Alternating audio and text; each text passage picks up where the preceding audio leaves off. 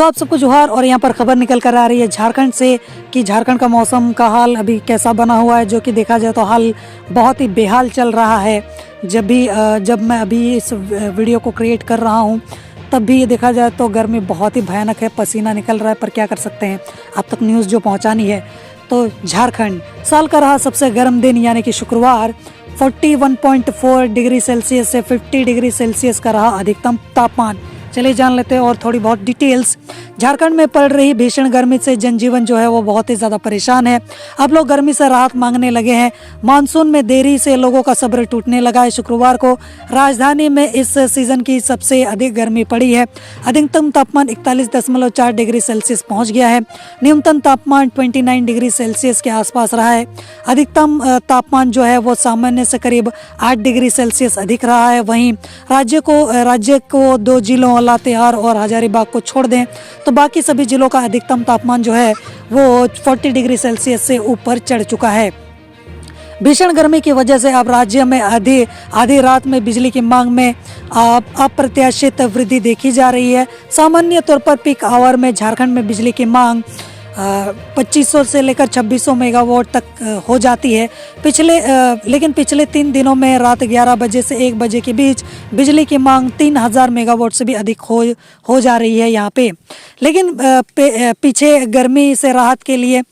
इसके पीछे गर्मी से राहत के लिए लोगों का बेतहाशा एसी, कूलर और पंखे का इस्तेमाल करना माना जा रहा है। वहीं दिन में बिजली की ट्रिपिंग से लोग काफ़ी ज़्यादा परेशान हैं। कई फैक्ट्रियां अब रात में उत्पादन कर रही हैं। इस कारण भी मांग जो है वो बढ़ रही है, क्योंकि प्रोडक्शन ज़्यादा हो नहीं रहा है। दिन में मांग बढ़ने की वजह से देर रात 500 से 600 मेगावाट की लोड शेडिंग की जा रही है। इसका जो असर है वो राजधानी रांची, उप राजधानी दुमका, जमशेदपुर, देवघर, गढ़वा, पलामू समेत अन्य जिलों में पड़ रहा है। अगले 3 दिनों तक गर्मी से राहत नहीं। इधर मौसम विभाग की माने तो लोगों को यहाँ पर अगले 3 दिनों तक गर्मी से राहत मिलने की तो उम्मीद बिल्कुल भी नहीं दिख रही है। 20 तारीख के बाद ही झारखंड में मानसून की बारिश होने के संकेत हैं। इससे पहले तक झारखंड के कई जिलों में भीषण गर्मी पड़ने की चेतावनी मौसम विभाग ने दी है। मौसम केंद्र के प्रभारी वैज्ञानिक अभिषेक आनंद ने बताया है कि पूर्वी सिंहभूम, पश्चिम सिंहभूम में गंभीर हीट वेव की चेतावनी है।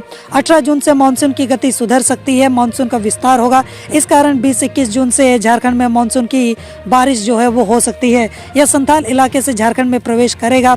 19 जून तक कहीं कहीं राज्य में हल्के से मध्यम दर्ज की बारिश होगी और इस दौरान कहीं कहीं 30 से 40 किलोमीटर प्रति घंटे तक सतही हवा चल सकती है।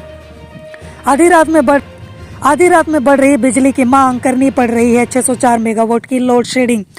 अब यहाँ पर खबर ये निकल कर आ रही है कि गुजरात में आए तूफान का भी असर बिजली व्यवस्था पर पड़ रहा है। अब आप ये कहोगे कि झारखंड और गुजरात का क्या लेना देना, तो यहाँ पर बहुत बड़ा लेना देना, आगे देखो समझ में आएगा।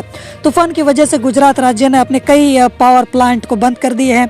गुजरात बिजली पावर एक्सचेंज से लेकर आपूर्ति कर रहा है। इधर पीक आवर में JBVNL पावर एक्सचेंज के अतिरिक्त बिजली लेकर आपूर्ति करता है, पर पीक आवर में मुश्किल झारखंड को 200 से 300 मेगावाट ही बिजली मिल पा रही है।